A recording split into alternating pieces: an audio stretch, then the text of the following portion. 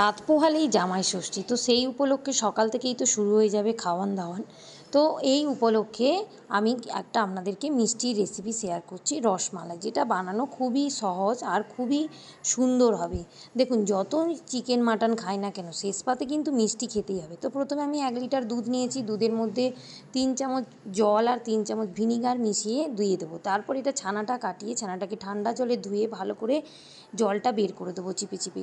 জলটা বের হয়ে গেলে এবারে ওপর থেকে ছানাটাকে ভালো করে, যে কাপড়টাতে নিয়েছিলাম ওই কাপড়টাকে মুড়ে ওপর থেকে ভারী কিছু একটা চাপা দিয়ে রেখে দেবো, যাতে এক্সেস যে জলটা থাকবে ওটাও বেরিয়ে যায়।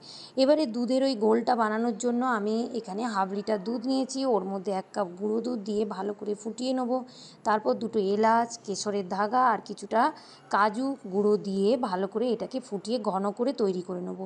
এই দুধটাকে ঘন করে আগেই তৈরি করে নেবেন, দিয়ে ঠান্ডা হওয়ার জন্য রেখে দেবেন।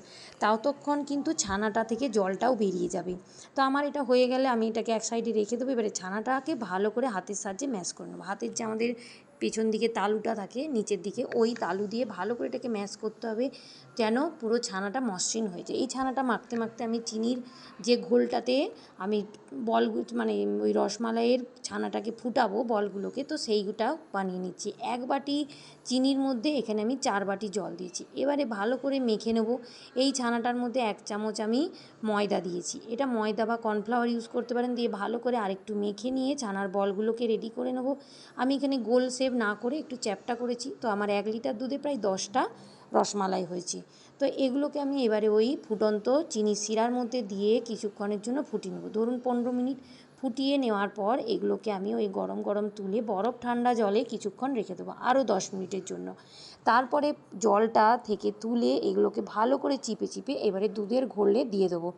এগুলো যখন চেপবেন দেখবেন ছানাটা এত সুন্দর মাখা হয়েছে, এগুলো কিন্তু ভাঙবে না, সেই আগের মতোই থাকবে যতই আপনি এটাকে প্রেস করুন। তো তারপরে এটাকে আমি ওই দুধের ঘোলের মধ্যে দিয়ে আরও 20 থেকে 25 মিনিটের জন্য রেখে দেবো, তাহলেই তৈরি হয়ে যাবে নরম তুলতুলে রসমালাই। কতটা সুন্দর হয়েছে একবার অবশ্যই আপনারা দেখে নিন, আমি কেটেও আপনাদেরকে দেখিয়ে দিলাম।